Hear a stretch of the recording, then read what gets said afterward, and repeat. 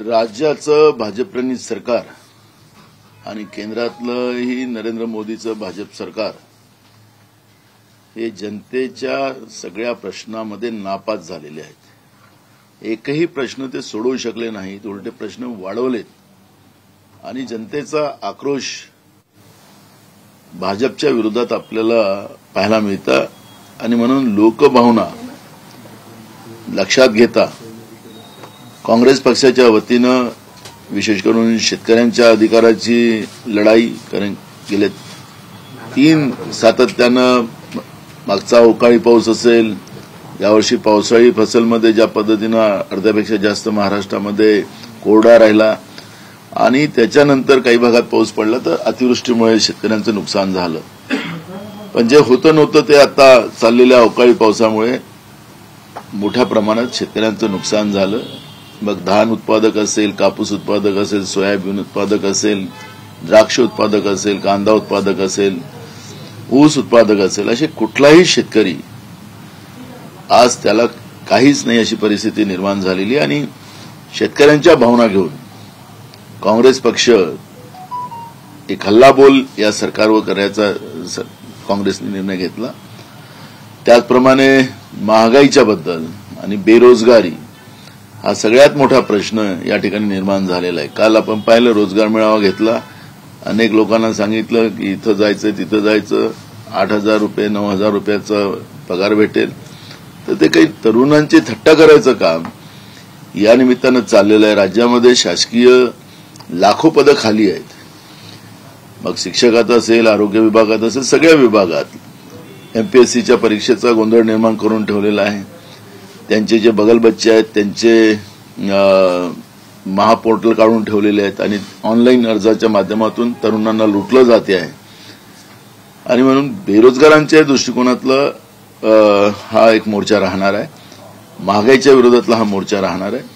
नागपूर शहरातले अनेक प्रश्न आहेत, इथं सरकार आहे, इथूनच सरकार देशाचं चालतंय असं लोक सांगतात, पण 23 सप्टेंबरला जो पाऊस पडला आणि त्याच्यामुळे नागपूरमध्ये जो हाहाकार माजला, अंबाझरी तलाव त्या काळात फुटला असता तर इथं अनेक लोकांचा जीव गेला असता। या सूचना देऊन सुद्धा त्या ठिकाणी त्याला कसा फुटेल याच्यावरची व्यवस्था इथले राज्यकर्ते करताना आपण पाहिलं।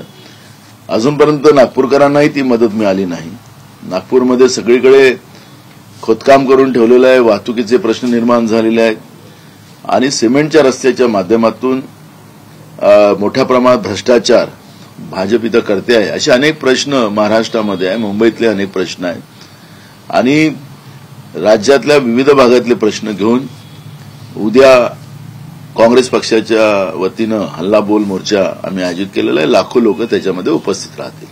कशा पद्धतीने हे नियोजन असणार आहे, कुठून मोर्चा सुरू होणार आहे आणि कोण कोण दिग्गज नेते, दिल्लीचे काही नेते यात सहभागी होणार आहे अशी चर्चा नाही। अजून आम्ही तसा रिपोर्ट आलेला नाही अजून, पण दीक्षाभूमीपासून या मोर्चाची सुरुवात होईल आणि हा मोर्चा विधान भवनाकडे जाईल। जरांगे पाटलांनी पुन्हा एकदा आरोप केलेला आहे की छगन भुजबळ आणि मुख्यमंत्री हे कुठेतरी वाद पेटवण्याचं काम करत आहे।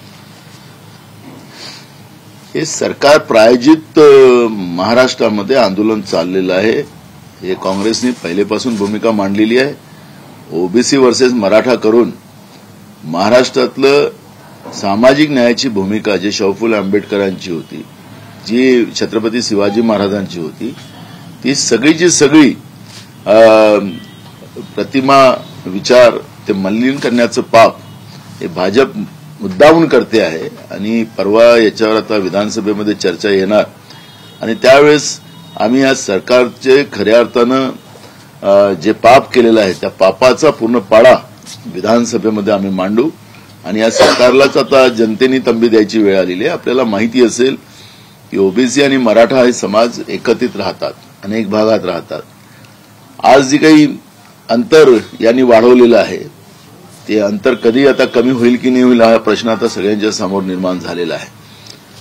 छत्रपती शिवाजी महाराजांचं नाव घेऊन हे समजा महाराष्ट्रात राज्य करत असतील तर या राज्यामध्ये छत्रपती शिवाजी महाराजांनी त्यांच्या ते मावळे जे होते सगळे ते विविध जाती विविध धर्माचे होते, पण हे छत्रपती शिवाजी महाराजांच्या विचारालाही मान्य करत नाही आणि छत्रपती शिवाजी महाराजांच्या महाराष्ट्राला आपसामध्ये भांडून कलंकित करण्याचं काम बीजेपी करते आहे. आणि त्यामुळे जरांगे पाटील असेल, भुजबळ असेल, कोणी काय बोलतात त्याच्यापेक्षा महाराष्ट्रामध्ये एकतेचं प्रतीक कसं निर्माण करता येईल आणि ज्या लोकांना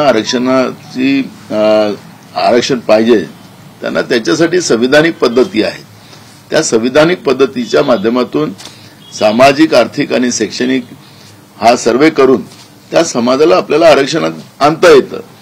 पण ज्या पद्धतीनं हा वाद पेटवण्याचं पाप जे केलेलं आहे आणि आम्ही अनेकदा भूमिका मांडली, आमचे नेते राहुल गांधींजींनी भूमिका मांडली की जनगणना हाच याला एक पर्याय आहे. जातीनिहाय जनगणना झाली, सामाजिक, आर्थिक आणि शैक्षणिक याच्यामधला या प्रत्येक समाजाचा आढावा घेतला. कधी आपण पाहतो की मुसलमान म्हणतात आम्हाला मुस्लिम धर्माला आरक्षण पाहिजे. आपण धर्माला देत नाही, आपण जातीला देतो. आणि जेव्हा मुस्लिमातल्याही ज्या जाती आहेत, ज्या मागासलेल्या आहेत, त्यांना पण आरक्षण मिळेल. हिंदूमधल्या अनेक जाती आहेत त्या अजूनही आरक्षणाच्या प्रतीक्षित आहेत, त्यांना पण मिळेल. पण जातीला आरक्षण आपण देतो, धर्माला देत नाही. पण ज्या पद्धतीचा वाद या लोकांनी निर्माण करून ठेवलेला आहे तो इतका भयानक आहे की मी काल अकोला जिल्ह्याच्या दौऱ्यात होतो. तिथं कोळी समाजाची लोक मिळालेत आणि ही कोळी समाजाची लोक ऑलरेडी आदिवासी याच्यामध्ये येतात, त्यांना कास्ट सर्टिफिकेट दिली गेली होती असं त्यांचं म्हणणं आहे. आणि महाराष्ट्राच्या अनेक भागात या कोळी समाजाला ऑलरेडी कास्ट सर्टिफिकेट ट्रायबलची मिळालेली आहे. आणि असे अनेक प्रश्न महाराष्ट्रामध्ये वेगळ्या वेगळ्या भागामध्ये वेगळे प्रश्न आरक्षणाच्या नावाने निर्माण झालेले आहेत. आणि त्या निमित्तानं सेन्सेसच हा राष्ट्रीय सेन्सेस हा महत्वाचा आहे. पण देशाचे प्रधानमंत्री सांगतात की आता शेतकरी जात झाली, महिला जात झाली, तरुण जात झाली आणि गरिबी जात झाली. म्हणजे ज्या जाती आपल्या देशामध्ये आहेत त्या जातीच्या आधारावर या मागास समाजाला पुढे आणलं जातं. आता यांनी शेतकऱ्याला जात समजून घेतलेली आहे, तरुणांना जात, महिलांना आणि गरिबीला जात समजली आहे. म्हणजे आरक्षण संपुष्टात आणायचा प्रयत्न बीजेपी जाणून बुजून करते आहे. कारण की आरएसएसचे प्रमुख मोहन भागवतजींनी अनेकदा त्याचा उल्लेख केलाय की आम्हाला देशात आरक्षण मुक्त भारत निर्माण करायचा आहे. असे वक्तव्य बिहारमध्ये, राजस्थानमध्ये याच्या पहिले त्यांनी केलेलं आहे. आरएसएसचाच अजेंडा आरक्षण मुक्ताचा बीजेपी राबवत आहे का हा प्रश्न या निमित्तानं निर्माण झालेला आहे. भाऊ, धनगर समाजाचं आंदोलन सुरू होतं ते आक्रमक झालं. गोपीचंद पडळकरांवर चप्पल सुद्धा भिरकावण्यात आलेली आहे. कुठेतरी आता हे आंदोलनाला वेगळी दिशा मिळते. मी तुम्हाला सांगत आहे की महाराष्ट्र आपसामध्ये भांडवून या लोकांनी महाराष्ट्राची जी छत्रपती शिवाजी महाराजांचा आणि शाहू फुले आंबेडकरांचा हा महाराष्ट्र एक वैचारिक सामाजिक न्यायाची भूमिका या महाराष्ट्रात होती. भाजपनी ही वैचारिक सामाजिक न्यायाची भूमिका पूर्ण बिघडवलेली आहे. महाराष्ट्राची रोज प्रतिमा मलिन करण्याचं काम केलं जात आहे. कुठं देऊन ठेवला महाराष्ट्र अशी आता लोक बोलायला लागलेले आहेत. आणि म्हणून हे सगळे जॉब आम्ही उद्यापासून जे विधानसभेचं अधिवेशन सुरू होईल तिथं विचारू. पडळकर म्हणाले की आरक्षण हा काही समाजकंटकांचा हेतू नाही आहे, तर त्यांना म्हणजे वाद निर्माण करायचा आहे अशी आमच्याचा पसरवायची आहे. तर सरकार त्यांचंच आहे. 2014 मध्ये देवेंद्र फडणवीस असतील, गडकरी असतील, महाराष्ट्रामध्ये त्यांनी सांगितलं होतं की मराठ्यांना आम्ही आरक्षण देतो, धनगरांना आरक्षण देतो, आम्हाला देशात सत्ता द्या, राज्यात सत्ता द्या. तर काय सत्ता देऊन महाराष्ट्रामधलं सामाजिक न्याय व्यवस्था बिघडवायचं काम बीजेपीने केलेलं आहे. आता पडळकर बीजेपीचे आमदार आहेत, तर समाजकंटक कोणाला ते म्हणत असतील तर ते भाजपलाच म्हणत असतील. त्याच्यामुळे जी काही परिस्थिती आज आहे केंद्रात आणि राज्यात, ती जी काही परिस्थिती बिघडवून ठेवलेली आहे, तर ती आता पडळकर बरोबर म्हणत असतील की बीजेपी हे समाजकंटक आहेत. रोहित पवार असे बोलले की एमआयएम पैसे घेऊन आपले उमेदवार निवडणुकीमध्ये उभे करतात, त्यामुळे महाविकास आघाडीच्या उमेदवारांचा पराभव होतो. प्रकाश आंबेडकरांनी आता खबरदारी घ्यायची गरज आहे, कारण की 2019च्या निवडणुकीमध्ये अनेक उमेदवार महाविकास आघाडीचे प्रकाश आंबेडकरांनी उमेदवार दिल्यामुळे कुठेतरी पडले. तर रोहित पवारांच्या या मताबद्दल तुमचं काय मत आहे? बघा, मुस्लिम असतील की बौद्धिस्ट असतील, हे वैचारिक लोक आहेत. काही प्रवाहात ते गेले असतील असं नाकारता येत नाही. त्याचे निकालही त्या पद्धतीनं जातीवादी व्यवस्थेला निवडून आणण्यामध्ये फायद्याचे ठरले. पण आता जी काही परिस्थिती मी महाराष्ट्रात फिरत असताना पाहतो आहे, बौद्ध बांधव असतील या मुस्लिम बांधव असतील त्यांना खरं कळलेलं आहे. आणि त्याच्यामुळे महाराष्ट्रातली ही जी काही जातीवादी व्यवस्थेने ज्या पद्धतीनं सामाजिक विभाजन आणि धार्मिक विभाजन करण्याचा जो प्रयत्न केला तो काही आता चालणार नाही. त्याच्यामुळे 10 वर्ष जे काही झालेलं आहे पाप विभाजनाच्या माध्यमातून या दोन्ही समाजाला आता कळलेलं आहे. त्याच्यामुळे मी कुठल्या व्यक्तिगत माणसाबद्दल मला चर्चा करून त्यांना मोठं करायचं नाही. एमआयएम ते बोलले की पैसे घेऊन उभे करतात आणि तुमच्या उमेदवारांचे मतं खातात. ते लोकांना कळलेलं आहे, मुस्लिम धर्मांनाही कळलेलं आहे आणि बौद्ध बांधवांनाही कळलेलं आहे. त्याच्यामुळे मला कुठल्या पक्षाबद्दल कुठल्या व्यक्तीबद्दल चर्चा करायची गरज नाही. पण जरांगे पाटलांनी देवेंद्र फडणवीसांवर टीका केली आणि उपमुख्यमंत्र्यांवर टीका करत ते म्हणाले की मुख्यमंत्र्यांवर माझा विश्वास आहे. मला त्याच्याबद्दल हे सरकारच प्रायोजित आंदोलन आहे. महाराष्ट्रामध्ये ओबीसी मराठा वाद निर्माण सरकार प्रायोजित आहे. त्याच्यामुळे मी उपमुख्यमंत्र्यावर बोलायचं की मुख्यमंत्र्याबद्दल बोलायचं नाही. आता परवा अधिवेशनामध्ये या सगळ्या चर्चा येणारच आहे. त्यामुळे आज सरकारचा खरा चेहरा जनतेसमोर येणारच आहे. त्याच्यामुळे आम्ही याच्यावर आत्ता प्रतिक्रिया देण्यापेक्षा खूप सारखं सरकारच्याच तोंडून आपण ऐकू. आता आपण एक गोष्ट पाहिली की परवा देवेंद्र फडणवीसांनी सांगितले की आम्ही शेतकऱ्यांना 3 हेक्टरपर्यंत मदत द्यायला आम्ही सुरुवात केलेली आहे. पहिले 2 हेक्टरची होती, आता आम्ही 3 हेक्टर केली. मी काल अनेक भागात भाजपच्याच आमदारांच्या मतदारसंघात होतो. अनेक शेतकरी मला मिळाले. अजून मदत तर मिळालीच नाही. ते केवायसी करावं लागतं, त्या याच्यावर जावं लागतं, ते सेंटर ऑनलाईन करावं लागतं. तिथं ते त्यांची ते साईटच उघडत नाही. शेतकरी तिथंच बसलेले आहेत आणि अजूनपर्यंत कुठल्या शेतकऱ्यांना मदत मिळाली नाही.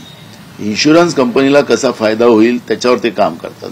घोषणा खूप करतात ते लोक, पण घोषणेची अंमलबजावणी होत नाही. आणि म्हणून महाराष्ट्रामध्ये रोज 14 शेतकऱ्यांच्या आत्महत्या होत आहे एव्हरेजमध्ये. त्यामुळे एवढं भयावह चित्र महाराष्ट्रामध्ये कधी नव्हतं हे चाललेलं आहे. सरकार घोषणा करतं आणि शेतकऱ्यांच्या जखमेवर मीठ चोळण्याचं पाप करतात, अंमलबजावणी करत नाही. म्हणून त्याच्यामुळे हे मीठ चोळण्याचं पाप होतं आणि शेतकरी हवालदिल झाला. शेतकऱ्यांना वाटतं की आमचं कोणीच नाही. एकीकडे आसमानी संकट आणि एकीकडे हे बीजेपीचं सुलतानी संकट. त्यामुळे मोठ्या प्रमाणात शेतकऱ्यांच्या आत्महत्या होत आहे. त्याच्यामुळे ते काय बोलले काय नाही बोलले, पण वस्तुस्थितीला काय आहे हे वेगळं चित्र आहे. आणि म्हणून परवा विधानसभेमध्ये मीच सरकारला म्हणत होतो की बाबा कोणाला पैसे दिले तुम्ही तर सांगा. शेतकरी म्हणतात आम्हाला मिळाले नाही, हे म्हणतात की आम्ही कधी नव्हे एवढी भरीव मदत दिली. अशा पद्धतीचं एक खोटारडं सरकार महाराष्ट्रात कधी नव्हे हे आपण पाहतो आहे. त्यामुळे या सरकारचं वक्तव्य पांडुरंगाच्या दर्शनाला जातील तिथेही खोटं बोलतात, विधानसभेमध्ये धडधडून खोटं बोलतात. यांना आता खोटं बोलायची मशीन यांनी फिट केलेली आहे. आणि काही जास्त झालं तर मग ते गुजरातची वॉशिंग मशीन आहेच, त्याच्यामध्ये टाकलं की ते स्वच्छ होऊन जातात. असं अनेक लोक आहेत. आपण आता तोही विधानसभेत कायदा सुव्यवस्थेवर चर्चा येईल त्यावेळेस आम्ही बोलूच. पण आता आपण पाहतोय की ज्या पद्धतीने फडणवीसांनी जे पत्र उपमुख्यमंत्री अजित पवारांना लिहिलं की आम्हाला नवाब मलिक आमच्या याच्यात आम्हाला राष्ट्रप्रेम पहिले आहे. मग राष्ट्रप्रेम आहे तर त्याच्यापेक्षा मग प्रफुल्ल पटेल आणि इक्बाल मिर्ची हे जॉईंट व्हेंचरमध्ये, कारण की ती जागा जी आहे तिथं जे कन्स्ट्रक्शन झालेलं आहे सिजाऊचं, ती जागा इक्बाल मिर्चीची होती. यांनी जॉईंट व्हेंचर करून ते त्या ठिकाणी कन्स्ट्रक्शन केलेलं आहे. नवाब मलिकनी तर हसीना पारकर बरोबर जमीन विकली खरेदी केल्याचा त्यांच्याकडे व्यवहार आहे. पण हे तर मोठे गुन्हेगार आहेत. त्या आतंकवादी विचारसरणीच्या माणसाला दाऊदच्या मित्राबरोबर त्याचं जॉईंट व्हेंचर आहे. आणि एकीकडे हे प्रमाणपत्र द्यायला मागं पुढे पाहत नाही. हे सगळं कोणाला सर्टिफाईड करायचं की हा चांगला आहे तर यांनी दिलं प्रमाणपत्र की झालं. असं होत नाही. कायदा सगळ्यांसाठी सारखा असतो आणि मग देशप्रेमाच्या गोष्टी करतात तर त्याच्यावरचं उत्तर त्यांना द्यावंच लागेल. पुन्हा एकदा मागासवर्गीय आयोगातील एका सदस्यांनी राजीनाम्याच्या तयारीत आहे. 3 लोकांनी अगोदरच राजीनामे दिलेले आहे. कसं पाहता? एक दबाव तंत्राचं, कारण की आयोग म्हटलं की एक स्वायत्ता असते आणि त्या आयोगाला त्या पद्धतीनं सर्वेच्या आधारावरच ते निर्णय घ्यावे लागतात. पण सरकारचा दबाव त्यांच्यावर दिसतेय आणि सरकारचा दबाव असल्यामुळे या पद्धतीचं मागासवर्गीय आयोगाचे सन्माननीय सदस्य राजीनामा देऊन त्या पापातून मुक्त होतात असं चित्र आपण पाहतोय. केंद्र सरकारने कांदा निर्यात बंद केली, त्यामुळे बाजारपेठा बंद पडलेल्या आहे. आता सहकार विभाग ऍक्शन मोडमध्ये येऊन त्यांचे परवाने रद्द करण्यात. शेतकऱ्यांना बर्बाद करायचं, निर्यात बंदी काय केली, काय करत होती? मागच्या वेळेस कांदा निघाला त्यावेळेस 40% आयात टॅक्स वाढवून दिली. म्हणजे सांगायचं तात्पर्य असं आहे, एक्सपोर्ट ड्युटी 40% लावून दिली. हे सांगायचं तात्पर्य असं आहे की ही जी काही शेतकरी विरोधी धोरण जो बीजेपीचा आहे त्याच्यातून स्पष्ट होत आहे. सहकारातल्या संस्थांवर कारवाई सरकार करू शकेल, पण जे शेतकऱ्यांचं नुकसान झालेलं आहे, त्यांचा कांदा रस्त्यावर फेकला गेलेला आहे, कांदा सडलेला आहे, दूध रस्त्यावर फेकलं जाते महाराष्ट्रामध्ये, सगळीकडे जामच जाम आहे. महाराष्ट्र अशांत करून ठेवण्याचं काम या लोकांनी करून ठेवलेलं आहे, सत्तेमध्ये बसलेल्या लोकांनी. आणि म्हणून त्यांच्या हातात जे कॉपरेटिव्ह व्यवस्था आहे त्यांच्यावर कारवाई करतील ना ते, पण जबरदस्ती काय करू शकणार? पण जे शेतकऱ्यांचं नुकसान झालेलं आहे त्याची भरपाई हे सरकार करून देईल का, हा प्रश्न या ठिकाणी निर्माण होतोय. पहिल्या आठवड्यामध्ये 2 दिवसाचं कामकाज झालं, तर या आठवड्यात 5 दिवसाचं कामकाज होईल. फक्त 7 दिवसाचं कामकाज होणार आहे या हिवाळी अधिवेशनामध्ये. तुमची काय मागणी आहे, कशा प्रकारे? नागपूर कराराप्रमाणे हे अधिवेशन 2 महिने चाललं पाहिजे, पण अलीकडच्या काळामध्ये ते कमीत कमी 1 महिना तरी चालवलं पाहिजे. विदर्भ आम्ही वेगळा करू असं सांगून सत्तेमध्ये आलेले गडकरी आणि फडणवीस, विदर्भ तर वेगळा केलाच नाही, पण सत्तेमध्ये राहून 5 वर्ष मुख्यमंत्री राहून सुद्धा विदर्भाला काहीच दिलं नाही असं परिस्थिती आपण पाहतोय. ज्या नागपूर शहरामध्ये आपण राहतो त्या नागपूर शहरामध्ये स्वतंत्र या शहराच्या जनतेला पिण्याच्या पाण्याची व्यवस्था सुद्धा नाही. सगळं पेंचमधून तर इकडून तिकडून ते पाणी आणावं लागतं. आज नागपूर शहरामध्ये 8-8 दिवस लोकांना प्यायला पाणी मिळत नाही. म्हणजे आपण ही गोष्ट घेतली. हेच इलेक्ट्रिकच्या बद्दल बोलत होतं की आम्ही आमचं सरकार आलं तर 24 तास आम्ही शेतकऱ्यांना विद्युत पंपांना कनेक्शन देऊ. आता 8 तासही विद्युत देत नाही आणि शेतकऱ्यांच्या शेतीच्या पंपांचे कनेक्शन कापून टाकतील. आता तर ते रिचार्ज करायचे मीटर लावायला निघालेले आहेत. त्यामुळे गरिबाच्या घरी अंधारच ठेवायचा. उज्ज्वला गॅस देऊन त्यांनी त्यांच्याकडचं मातीचं राखेचं तेल त्यांनी काढून टाकलं. त्यामुळे आता गरिबांना जगणं असह्य होईल अशी परिस्थिती आता निर्माण झालेली आहे. त्याच्यामुळे या अधिवेशनाच्या माध्यमातून विदर्भातली जनता ज्या दृष्टिकोनातून बघते आहे त्याला हे पूर्ण करतील की नाही मला विश्वास नाही. कारण की ज्या मिहानचं प्रेझेंटेशन गडकरींनी त्या काळामध्ये तिथं केलेलं होतं यशवंत स्टेडियममध्ये आणि सांगितलं की इथं कार्गो होईल, शेतकऱ्यांच्या शेतीच्या मालाला खूप भाव मिळेल, लाखो युवकांना रोजगार मिळेल. आता ते मिहान कुठं गेलं त्याचा पत्ता नाही, कार्गो कुठं गेला त्याचा पत्ता नाही. आणि ज्या जमिनी शेतकऱ्यांना उद्ध्वस्त घेऊन मिहानच्या नावाने घेतल्या गेल्या होत्या ते यांच्या बगल बच्चांना, रामदेव बाबा असतील, अदानी असेल, अंबानी असेल, त्याला ह्या जमिनी खिरापत म्हणून वाटल्या जातोय. जनतेच्या पैशाची लूट या पद्धतीनं कधी नव्हे. आणि एक आम्ही आता चर्चा चालू होईल तर आम्हाला एक अजून मोठी गोष्ट हातात लागलेली आहे की यांच्या एक सहकार्याच्या खात्यामध्ये जवळपास 150 कोटी रुपये अदानीनं टाकलेत. या सरकारचे आणि नागपूरचे मोठे नेते आहेत. ते कशाच्या आधारावर अदानीने त्याला 150 कोटी टाकलेत हाही प्रश्न आम्ही विचारणार आहोत. हे खूप सारे उलगडा आम्ही या अधिवेशनामध्ये करू. हे फक्त विदर्भाच्या नावाने, विदर्भाच्या विकासाच्या नावाने विदर्भाच्या जनतेला लुटणारं हे बीजेपी आहे हे याच्यातून आता स्पष्ट होतं. 150 कोटी त्यांच्या खात्यावर टाकले ते आमदार म्हणते काय नागपूरचे? नाही, ते बगलबच्चे आहेत. बगलबच्चे म्हणजे नेमके काय भाजपचे पदाधिकारी असा आरोप आहे तुमचा नेमका की काय? बगलबच्चे आहे. बरं, अधिवेशन किती दिवस तुम्हाला? 1 महिन्यामध्ये नेमकं आता 1 आठवड्यात चालेल ना? किती दिवसाची? एक बघा, अधिवेशन नावापुरतं घेणं आणि जनतेच्या पैशाची कोट्यावधी रुपयाची लूट करणं हा वेगळा प्रश्न आहे. आपण पाहिलं की शेतकऱ्यांच्या प्रश्नामध्ये आम्ही सातत्यानं गेल्या 2 दिवस सरकारला धारेवर घेतोय, पण सरकार उत्तर काय देत आहे? सगळे खोटं सांगतोय. आणि तेव्हा जेव्हा सरकारचं एक खोटारडापणा जेव्हा पुढे येतं तर अधिवेशन हे लोकांना देण्यासाठी ठरावं, नुसत्या घोषणेसाठी ठरवू नये, एवढीच आमची भूमिका आहे. कमीत कमी महिनाभर हे अधिवेशन चालावं.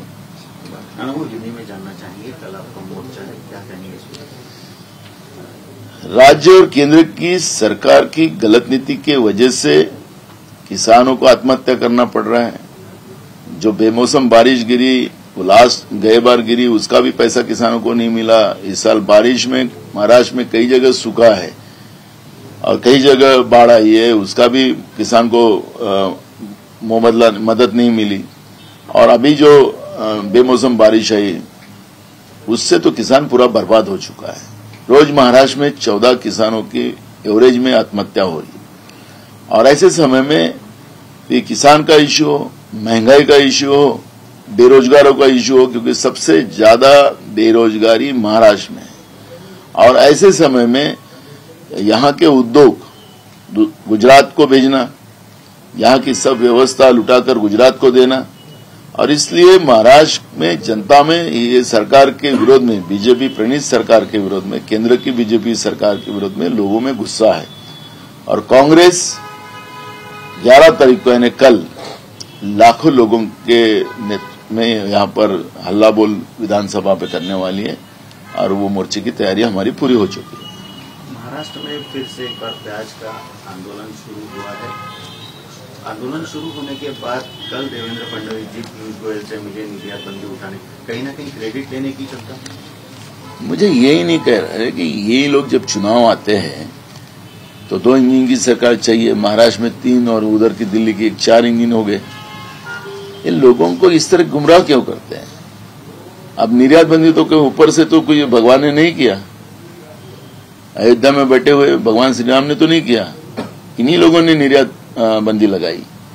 जब किसानों के प्याज जो पड़ा हुआ है और सबसे ज्यादा हिंदुस्तान में प्याज निर्माता अगर कोई राज्य हो तो महाराष्ट्र है, उसका डायरेक्ट इफेक्ट महाराष्ट्र के आर्थिक व्यवस्था पे आता है और किसानों पे जाता है. महाराष्ट्र में बीजेपी प्रणीत सरकार होने के बाद, ठीक है कांग्रेस की सरकार रही तो हमारे से बदला लेने के लिए, तो बदला लेने में तो वो एक्सपर्ट ही है. दिल्ली में बैठी हुई सरकार, वो जीएसटी के पैसे नहीं देना, ग्रांड डेवलपमेंट के देना नहीं, जो केंद्र सरकार के, जो राज्यों के अधिकार के पैसे रहते. लेकिन अब राज्य में उनकी सरकार है, फिर ये निर्यात बंदी वो सरकार ने लगाने की क्या जरूरत थी? क्या किसानों को 2 पैसे ज्यादा नहीं मिलना चाहिए? अब कल निर्यात बंदी उठा लिए तो वही इसने उठा दिया, इसने उठाया, तो कल पेपर और टीवी में वो दिखाएंगे जो नुकसान हुआ. क्योंकि प्याज ये कोई वो नाशीवंत चीज है, तो 2 दिन भी अगर वो बिकी नहीं तो वो सड़ना चालू हो जाता. तो क्या ये सड़ी चीजें भी खरीदेंगे? तो हमारा सवाल यह है कि ये नौटंकी करने की क्या जरूरत है? और इसलिए केंद्र में बैठी हुई सरकार वो अपने आप को किसान की सरकार बोलती है, तो फिर ये सरकार ने किसान विरोधी इस तरह के निर्णय लेने की क्या जरूरत है? ये सवाल का जवाब उन लोगों ने देना चाहिए.